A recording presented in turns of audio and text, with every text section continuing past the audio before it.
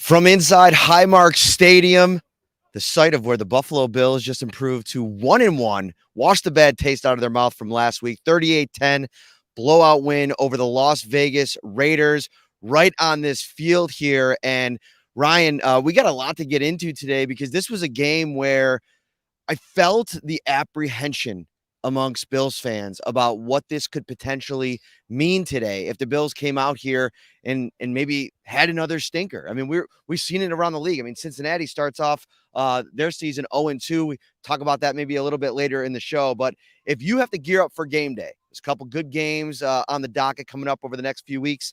Now through October 28th, every time you use your Topps Bonus Plus card to purchase participating brands like Pepsi, Campbell's, Smithfield, and so many more, you're automatically entered for a chance to win hot prizes to elevate your food game. You might also win a jersey every time Buffalo scores a touchdown. For complete details, visit topsmarkets.com/redzone. Bills big win. First thoughts. I mean, you kind of nail it with the apprehension, Matt. The Raiders come out, they get the ball first, 6-play, 75-yard touchdown drive.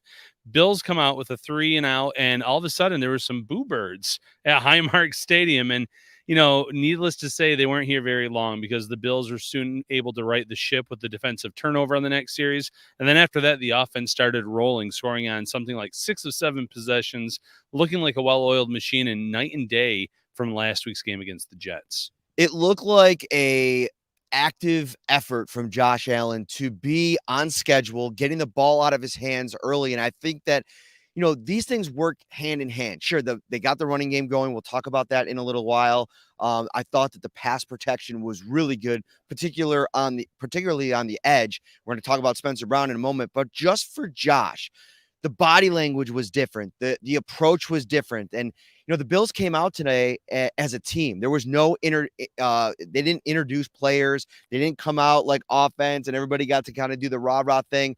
It felt like they were all business from the start. They came out, they got kind of punched in the mouth on that first drive.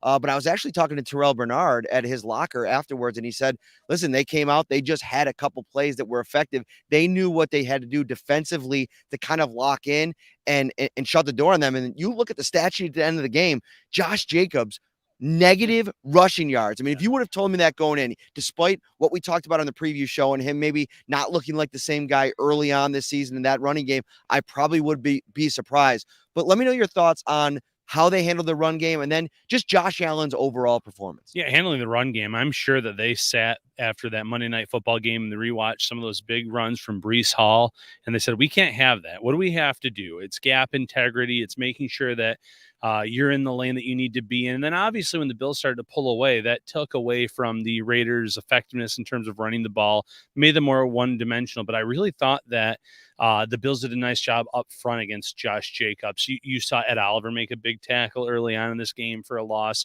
You had guys flying in off the edge. Jordan Poyer had one tackle coming off the edge, but the defensive line itself held up really well in this game against the Raiders.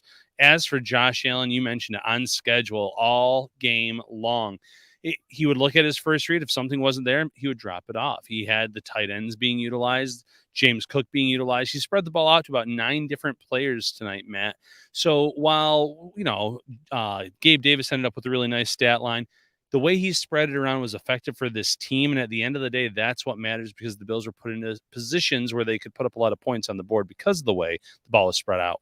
I'd like to talk about how they spread things around and a couple of the really key performances. But to me, and it's why I chose to write about it after the game and why I spent a good chunk of time with Spencer Brown after the game. I mean, you don't want to be overreactive in these moments, right? Like, it's a good performance against a really good player, but it's hard not to think of this potentially in terms of what it could mean for the player and this offensive line moving forward. Spencer Brown came out today.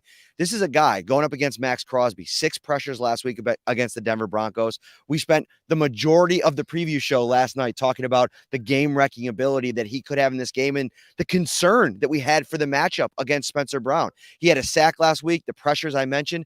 Ryan, we don't have the pressure stats yet. Those will probably come out tomorrow when Pro Football Focus posts that. He was spectacular. Max Crosby did not have a single quarterback hit, a single quarterback hurry, or a sack, which I think is the most important piece. By far the most important piece, keeping Josh Allen upright. And, when you're going against an all-pro or a Pro Bowl player like Max Crosby, you're not going to win every single battle. There was a spin move that Max Crosby had at one point that sent Spencer Brown on his heel a little bit, but it was a touchdown pass by Josh Allen on that play. So even on the plays where maybe he didn't keep Crosby in front of him, the Bills did a great job. But for Spencer Brown, this is huge for his confidence, man. I mean, it doesn't get any easier. You're going to Washington next week. They have a stacked defensive line, a lot of first, second round talent there on that line. You have the Dolphins the week after that, and then a really tough matchup with Jacksonville. So it doesn't get any easier, but what a confidence booster it is where you're going one-on-one a lot against Max Crosby and you're holding your own. If you're a Bills fan sitting at home, even the Bills fans that have been super critical of Spencer Brown, and as somebody that covers this team, my responsibility is to, to criticize when it's warranted and to, when a guy plays well, say that. And I think Spencer Brown did that today. And I think as a fan of the team and of a player, Brown's approach to this whole deal, it's kind of impressive. Like, he had a smile on his face today in the locker, and you could tell it was just like a little sense of accomplishment. A guy that, has tried to block out the outside noise. He was kind of telling me that he has this quote that he has on a painting, and he puts it up above his bed. So he sees it every time he goes to sleep and every time he wakes up. It's from Teddy Roosevelt's speech, The Man in the Arena. And it just about like, it's not the critic who matters, right? The critic doesn't matter. It's about the person that's kind of going out there and trying to achieve something. And that's how he looks at himself. And, that's pretty big. And I think that you need that kind of mindset, that mentality when you've been the kind of, brunt of a lot of not even jokes, but like criticism, to kind of push through that and come out and have a performance like that. He also gave us a little inside scoop. The key to this performance today, Kingsley Jonathan. So he doesn't have a jersey yet, right? And by the way, we got to talk about AJ Epinesa in a minute. He doesn't have a jersey, but he is contributing on this team. He played on the scout team. He studied Max Crosby tape all week and threw every Max Crosby move that he could at Spencer Brown. He called it the hardest NFL practice he's had since he came into the league. And that speaks volumes for Kingsley Jonathan and the work that he put in for it. But, going back to Spencer Brown, Josh Allen said it after the game. This guy has all the tools to be a great offensive tackle in this league. It's just about putting it together. And Allen said he has all the confidence in the world in a guy like Spencer Brown. So, again, this is a building block. It's one game, just like when you have a bad game. It's just one game. But now he has to stack this win up with another win next week with against Washington and keep stacking those up. And all of a sudden, we're not going to be talking about Spencer Brown anymore if he continues to put those performances together. You're starting to see the right side of the line kind of gel with Osiris Torrance and Brown, and knowing the type of the physicality that both of them bring to the game, that could end up being a plus or a strong suit for this team as the year goes on. Pass protection was really good today, and I thought that the run blocking was something really that the Bills can build on. Now, listen, everything in perspective, as we always like to do here on Shout. This is not a very good defensive front outside of Max Crosby. You can game plan against them, and without Chandler Jones, they're not nearly as good as they probably could have been. Maybe a little bit better test.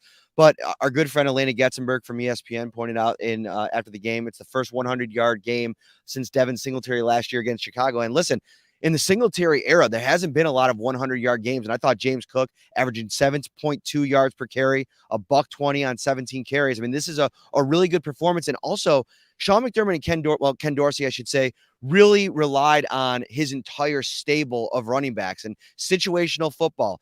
Things at times a little bit early on, it was tough sledding for James Cook. He obviously broke out and had himself a really big day. But when it was, they flipped the switch. They went to Latavius Murray, kind of in between the tackles. He had a couple of like 6, 7, 8-yard runs there early that I think helped them kind of get going as an offense. And then we saw Damian Harris, who had a fingerprint on this game as well. Yeah, so Harris and Murray end up in the end zone in this game. And while James Cook didn't, he was once again that lead back for this team. Finishes it off with a long run in the fourth quarter to put him over 100 yards on the day. And you see the explosiveness, Matt. You see him, how he can get around the corner, get around the edge, get those big chunks of yardage. I really do like the complementary style of the Latavius Murray and Damian Harris type of backs with this team. And, you saw in the second half that coming right out of halftime, the Bills put together a possession that goes over 9 minutes. And when you can do that to an opposing defense, you're going to tire them out, and the run game is going to benefit from it. So as this game went on, I thought that you saw James Cook getting better. You saw the fact that the Bills could really utilize the run and not be one-dimensional where you're relying on Josh Allen. You can rely on that run game to move the chains and tire out these defenses. So a very promising outing from the backs.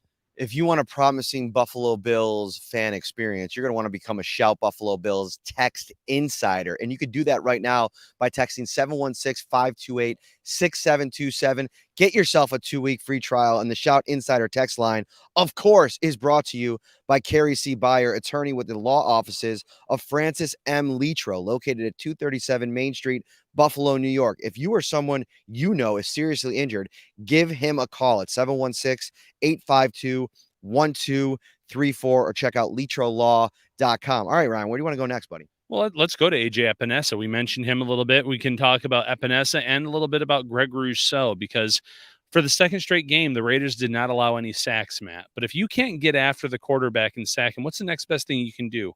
Get those mitts up. And both of these players in this game did it at crucial times. Greg Rousseau had a batted pass that led to a big-time play, and then so did AJ Epinesa. So Epinesa, kind of like Spencer Brown on the other side of the ball, has been this guy that's been a little bit of a punching bag because he hasn't done much. He hasn't been able to sustain great play for this team, but he showed up in a big-time way today. Yeah, I thought that the defensive line as a whole, from a game planning perspective, really had their fingerprint on this game as well. And like you mentioned, it's tough to sack Jimmy G. He gets the ball out quick. He navigates the pocket really well. I mean, that's the strength of his game. But you saw Greg Rousseau getting pressure on him. Jimmy G just like a little bit off target. He was able to get the ball out a couple times to Devontae Adams, obviously on the first drive, finding him for the touchdown. And I think that first drive ends and you're almost wondering like, okay, is this going to be a back and forth? They go down and score. The Bills go 3 and out. Is this going to be a situation where, the Bills flounder a little bit in this situation? But it's kind of fitting for me because I kind of was the one a little bit with the Bernard pom-poms this week, going back to last week. The kid is, I could just sense something with him that it's one of those situations where you teach your little kid to ride a bike. And when the first couple times they get up on there and they go for a second and then they fall over and they're getting frustrated and there's moments of frustration. I mentioned the interaction I had with Bernard in the locker room on Friday. And, one part of it was like he came off the practice field. He had a tablet in his hands and he was going over different plays and kind of just, he looked like seeing a million images across his eyes and just the stress that comes along with that. So for him to come out in this situation, a guy that's learning on the job, figuring out how to be the best version of himself as a middle linebacker, to come out here and make a game-changing play with not knowing where this game was going to go, for him to have that interception, it was a big play. And I thought in the run game, when he had a role in some of those big runs last week, you also got to flip things and say he had a role in, really maintaining or keeping in check that Raiders run game. Yeah, he was swallowed up at times against the Jets, and I did not see that in this matchup. He looked a lot better. He looked a lot more confident. But Sean McDermott called his interception a momentum changer for this team. You're down 7-0. You go 3 and out on offense. And what do you do after a tip pass? You have the wherewithal to find the ball, secure it, bring it down, and give your team the football with great field position. So little plays like that go a long way, Matt. And, the linebackers, not just Bernard, obviously Matt Milano being an all-pro type player, he had a huge play today too. So the linebackers really stepped up for this team, gave the Bills some momentum, caused some turnovers, and really put their fingerprint on this win. It feels to me like, and maybe this is just like reactionary, but I feel like Matt Milano is playing with a different level of aggression this season. Like that interception was a very aggressive play, right? I mean, he just reaches around Josh Jacobs and rips the ball away from him. A really elite play from an elite player, but there just seems to be a little sense of like a little bit more speed, a little bit more urgency. And I don't know how much that is because of, you're playing next to a guy that's just in his second NFL start or at the position at middle linebacker with Terrel Bernard. But how important do you feel like Matt Milano is? Because some of the things that we have seen in the chat line and even in this game early on, it's like there might be some concerns with, aging players in the secondary, Micah Hyde, Jordan Poyer, even Tre'Davious White from a speed perspective. Matt Milano doesn't look to have lost at all a step. No, he hasn't lost a step at all, and you're right. It almost looks like he's gained a step with the aggression, with the way that he's playing, hair on fire, getting after the football, and the way that he ripped the ball away from Josh Jacobs was just an unbelievable interception or turnover for this Bills defense. And we talked about it leading up to the regular season. Is he going to be the same player without Tremaine Edmonds in there? Someone that they could communicate without saying a word. They knew where they were supposed to be on the field at all times. Edmonds leaves, goes to Chicago, and Matt Milano is not missing a beat. I'm not going to sit here and say he's playing better. It's a small sample size. It's 2 games. But he has made an impact in both games so far for this Bills defense, and I anticipate it's going to be something that we're going to see every single week because he's stepping up. Up on the defensive line, I feel like Ed Oliver's really stepped up over the first 2 games. Younger players are stepping up for this team where you're right. There's some concerns about aging veterans, but the players that you expect to be stepping up are doing their job. I want to talk more about Ed Oliver because this is a guy that coming into this season, there was a lot of, I don't want to say frustration, but when he signed that contract extension, a lot of fans were wondering, like, all right, is there going to be another step, or is the version of Ed Oliver that we've seen over the past couple seasons, like 3 or 4 games, kind of ho hum, and then you get a game or 2 where he elevates his level of play? So far through 8 quarters, to me, if you want to talk about who's been the most consistently good player, Ed Oliver, I would have in the conversation for that honor. He was really good once again today, and just the little things like getting off the field on 3rd down when a team comes into your place, is a lively kind of team, goes up to takes a lead early to make a play like he did on that 3rd down to force a punt that allowed the Bills to get back the ball and kind of go on that run you were talking about 6 scores on 7 possessions. Oliver, the speed and the production, the ability to actually get in the backfield and impact the quarterback, it's been evident. And he started the game off with a tackle for a loss. I mean, setting the tone setting type of performance. Yeah, and he blew up that play. 4-yard loss right out of the gate. Quarterback hit on Jimmy Garoppolo. 3 tackles on the day. But even if he's not filling the stat sheet, Matt, he's winning his one-on-one matchup, and that allows Daquan Jones to have a more favorable matchup and maybe get to where he needs to go. We've talked about Greg Rousseau and how great he has been, Leonard Floyd and company. They're all doing their 111th, as we've heard Sean McDermott say many a times, up front. And this defensive line has, really looked the part today. They had some moments in terms of their pass rush in week 1. So really promising so far from them. I know there's a few runs in that week 1 matchup they'd like to have back, but I do like the play of the defensive line so far through 2 weeks. So we got another Ken Dorsey clip during the broadcast.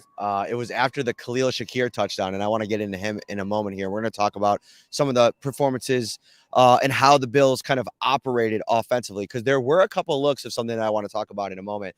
But Ken Dorsey, I mean, I feel like he responds in a huge way this week, getting the offense kind of in a position to not only set up Josh Allen for success, but to get the ball out of his hands quickly. The blocking schemes that were kind of drawn up in this game, and the way that, Spencer Brown credited Dorsey for his ability to get chippers over to his side to help out with Max Crosby. And you saw like a fluidity to the offensive plan that I think came from Dorsey. And if you didn't see the clip on the broadcast, it's Ken Dorsey after the touchdown, just kind of like slamming the table, and the coach sitting next to him was kind of looking at him like, first, because Ken Dorsey, we've seen these moments where he kind of gets fired up, and he kind of gets fired up in the moment, and rightfully so.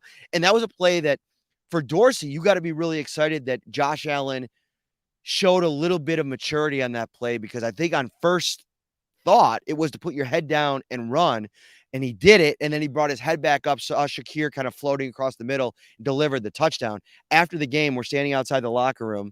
The first person out of the locker room is Ken Dorsey, who goes running across the street to go break down the tape. I mean, that's what his game is like. He goes in for the post-game speech. As soon as it's done, he's racing across the street to get after it in the film room. And I thought this was a really good bounce-back performance from Dorsey. Yeah, you saw the way that Josh Allen operated, 31 for 37.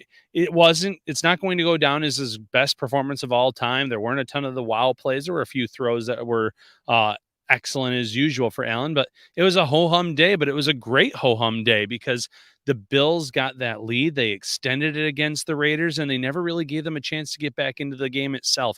We saw the run game being utilized.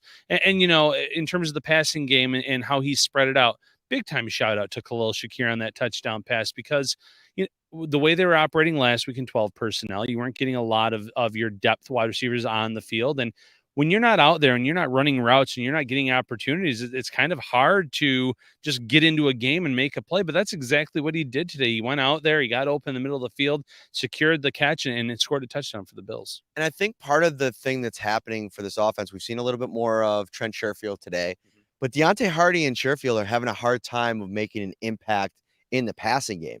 And, the advantage for Shakir, I feel like still is that he has a foundational understanding of this offense, a little bit of a head start on these other guys that maybe you're Ken Dorsey sitting up there and going into the second half and saying, maybe we get a couple looks to Shakir because that could be kind of a difference making situation. I like the creativity they've used with Hardy, but they haven't unlocked his potential in this offense yet. And I don't think you have to force it when you have a guy like Shakir. That I think that's an exciting player to kind of keep an eye on over the next couple of weeks. Let's go to Kincaid because it was Dawson Knox that caught the touchdown pass today. And I thought, side note, really nice creativity by Josh and Ken on that play action to find Dorsey in the back of the end zone. I mean, that was a great sell on the play action, gets it to Knox for the touchdown. Credit to Sean McDermott too. Like, sending out the field goal unit, deciding, wait a second, I don't know if I want to do that, calling a timeout and then sending the offense back out there. Sometimes, and by the way, I think that was the Gabe Davis touchdown, right? Yeah. What a couple of absolute shots that Davis took on that. Yeah. You want to talk about a little minute little detail to the start of the season? Gabe Davis's hands have been on point through these first two games. I don't think there's been a drop yet. He had a couple of really tough balls today, the contested catch in the end zone where he gets hit afterwards, and then that bullet that he caught almost over the middle where that was a high and outside fastball from Josh Allen that he had to go get, and he made the play. Yeah, he's made great plays with that contested catch in the end zone where as soon as he caught it, he took about 2 hits from defenders. It was impressive to see from him. And he said that he knew where he was supposed to be originally on the play, but when you see Josh Allen kind of running around trying to make something happen, he found what he thought was somewhat of a soft spot. I mean, I don't think there was a soft spot on that play, but he found an area where he felt like Josh could deliver the ball. Allen, to his credit, delivered an accurate strike, and Davis, knowing that he was going to take a hit, took that in stride, took 2 hits, got pinballed a little bit, held onto the ball. Great play from Gabe Davis in general today. There was a free play for this Bills offense where, again, he got into a soft spot, caught a ball for about a 20-yard gain. And then you saw the chemistry that he has with Josh Allen later in the game where Allen was scrambling to his right. Davis broke off his route, went down the field, and they connected for a 40-yard connection there. So, again, it's the knowing the offense, being in this offense for many years, but also having that rapport with Allen. Some of these receivers stepping up in big-time moments. With Kincaid, I was pleasantly surprised. I shouldn't say pleasantly surprised. I was happy with the target share. So let's go through the targets. 7 for Diggs, obviously led the way once again, 66 yards. Davis had six receptions for 92 yards. Excuse me. All 7 targets for Stephon Diggs. He caught him. Yeah.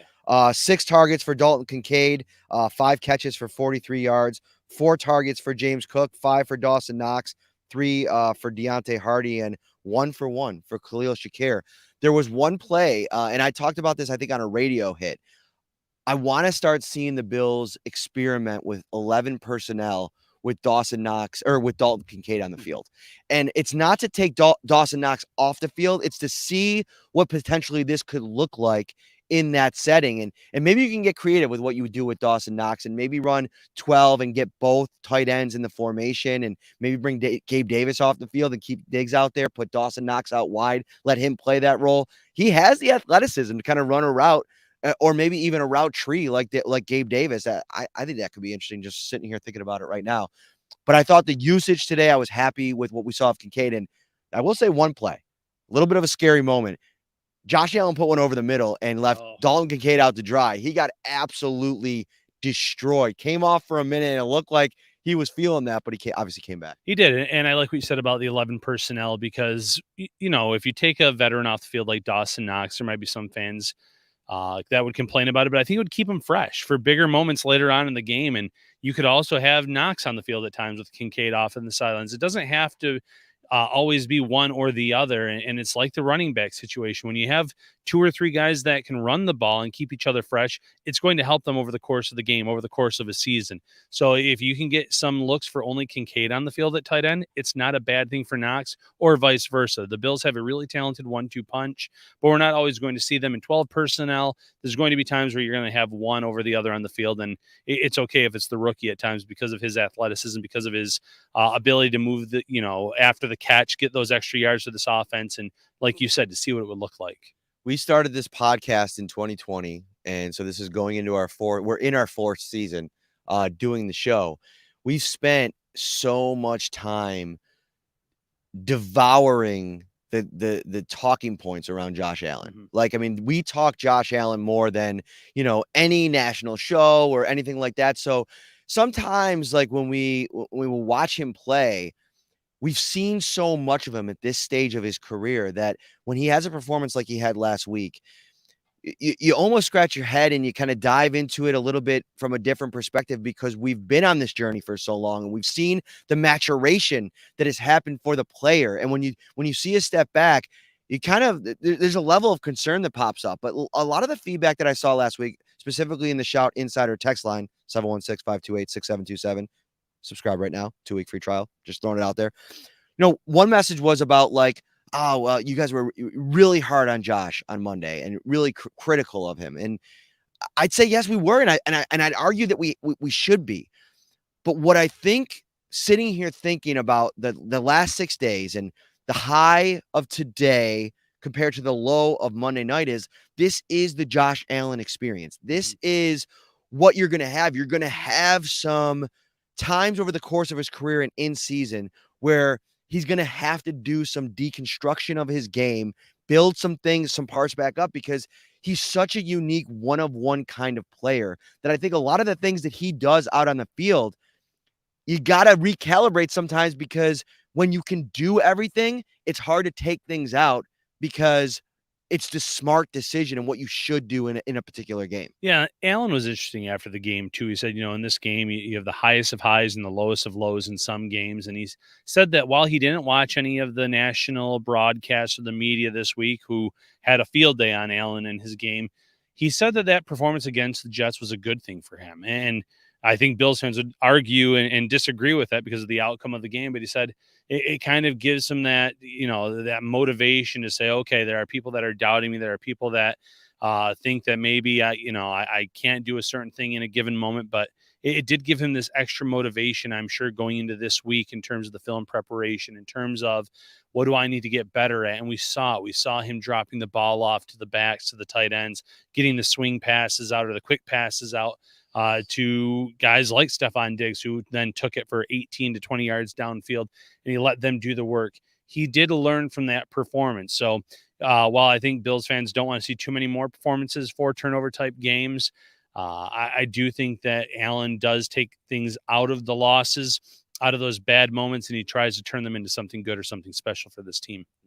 Couple of updates. Micah Hyde said after the game that he was feeling pretty good. So I don't think anything super long-term. Nothing from Leonard Floyd, an update on what's going on with him. But he was at his locker stall. Looked like he was doing okay. So we'll obviously get an update on that from Sean McDermott tomorrow. Let's flip this forward a little bit here really quick, because we look, what's happening in the AFC. Obviously, a couple of huge games that are going on right now. At least one huge game right now. The New York Jets are down 30-10 to the Dallas Cowboys, and that looks like that is out of range. But the other big game is Miami, New England. It's coming up later tonight. And I just had a kind of a thought about that with, Cincinnati going to 0-2 today. I'm pretty sure Kansas City won. I didn't see the final from that. So 17-9 or something like that. All right, so they're now sitting at 1-1, just like the Bills.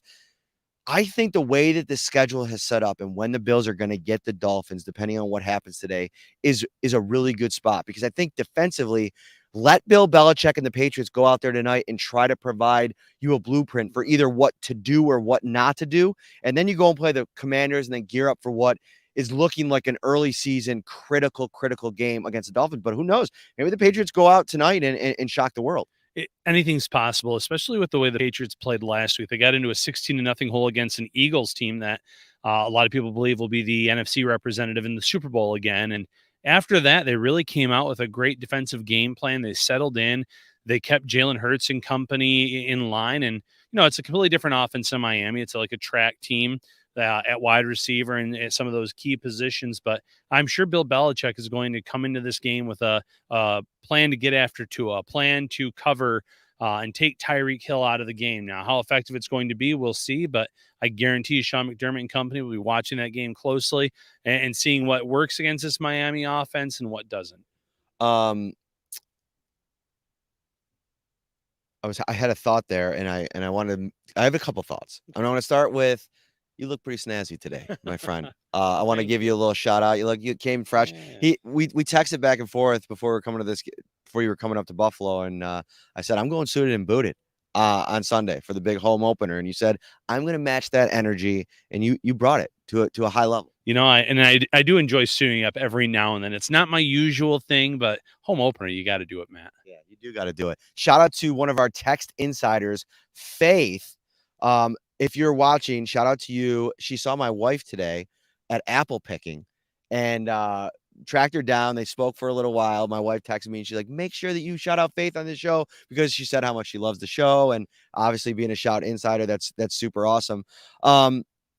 What to you is the biggest, like, 30,000 foot view? This we'll close up on this takeaway from this game, what you were going in expecting and what you're leaving here with today.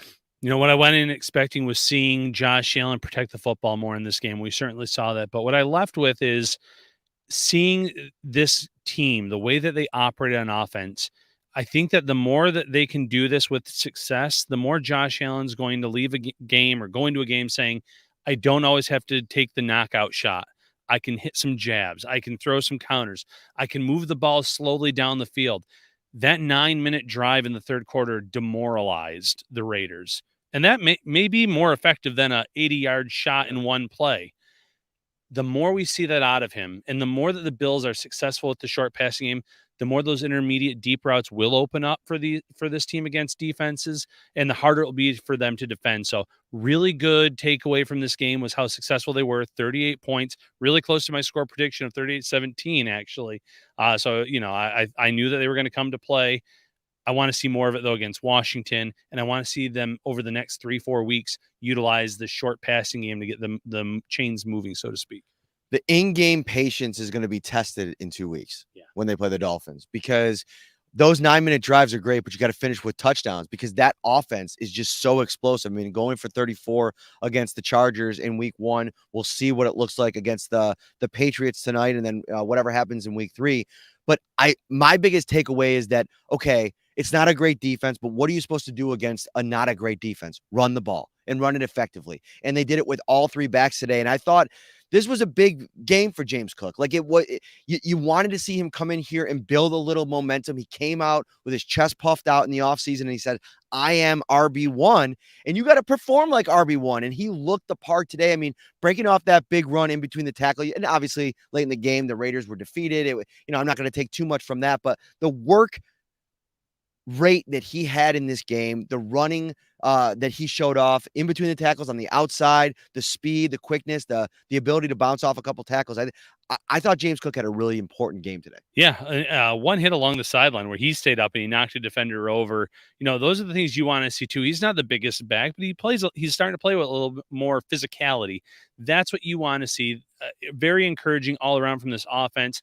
Defense for the second straight week, I feel like had a really good game with Sean McDermott at the helm as defensive coordinator. So some promising things there. But, going one last thought on that Miami Dolphins game down the road. A lot of people say the best defense in terms of playing the Bills is keeping Josh Allen off the field.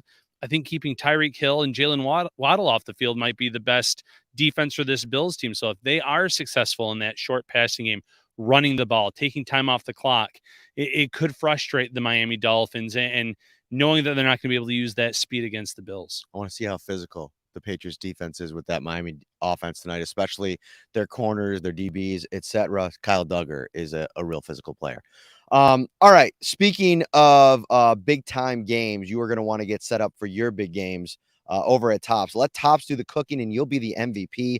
Perfect for game day or any day. Visit Tops Carryout Cafe. Hot and fresh Large cheese and pepperoni pizza, $15. Jumbo chicken wings, 10 count, $14. The Tops legendary breakfast pizza, $20. Did you get one while you were here? We did not, but I'm going to get one this week at my local Tops. There you go. Big time. Pizza, taco log, 6 count, $8.49. Baby back rib sections, $5.99 a pound. Sub sandwiches, wraps, apps, sides, and so much more. Visit topsmarkets.com/redzone for the complete menu of ready-to-enjoy fan favorites. If you're thinking about becoming a Shout Insider, do it now. We'll have much more follow-up later tonight and then into tomorrow as we look back at this game and kind of look ahead. Start looking ahead to the Washington Commanders, the Miami Dolphins, and much more. He's Ryan Talbot. I am Matt Parrino from Highmark Stadium. We'll see you soon, everybody. Have a great night.